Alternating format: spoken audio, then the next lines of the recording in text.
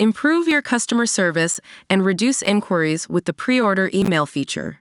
This feature notifies customers about their pre-order delivery status, including estimated delivery dates, actual delivery dates, and delays. To get started, click on the pre-order email button in the top menu. First, set up your email template by clicking on Edit Mail Template. A pop-up modal will appear where you can customize your emails. There are 3 types of emails you can set up: estimated delivery notification, actual delivery notification, and delay notification. Customize each email's subject line and message using tags for a personalized touch. Next, set up the delivery dates for your pre-orders. You can edit each pre-order individually or in bulk. To edit individually, click the edit icon next to the pre-order and enter the dates.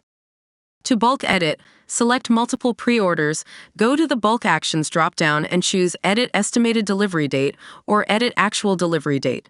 Select the date and click Apply Changes. Once you're ready to contact customers, simply select the pre-orders and click Send.